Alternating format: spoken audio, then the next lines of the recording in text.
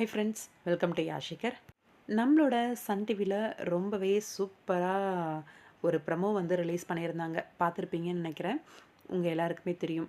மணமகளே வா அப்படின்னு சொல்லி ஹரிகா அவங்க தான் வந்து ஹீரோயினாக மெயின் லீடாக வந்து ப்ளே பண்ணுறாங்க. இந்த அப்டேட் எல்லாம் ஆல்ரெடி உங்களுக்கு தெரிஞ்சது தான். ஏற்கனவே ப்ரமோ வந்தப்பயே பார்த்துருப்பீங்க.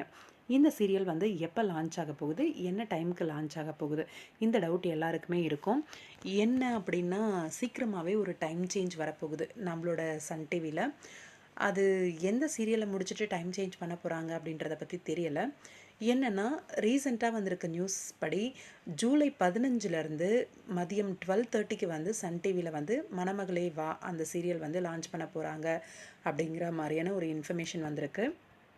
ஆஃப்டர்நூன் 12:30க்கு அப்படின்னா, அந்த டைமில் ஓடிட்டுருக்க பூவா தலையா சீரியல் என்ன ஆக போகுது அப்படின்றது எல்லாருக்குமே தோணும்.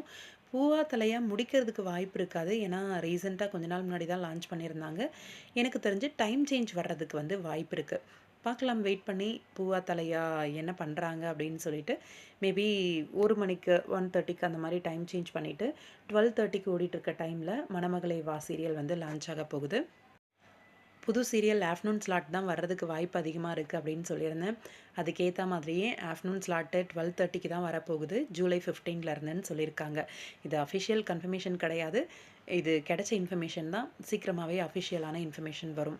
பார்ப்போம், வெயிட் பண்ணி கரெக்டாக இருக்கான்ட்டு. உங்களோட கருத்து என்னன்னு சொல்லுங்கள்.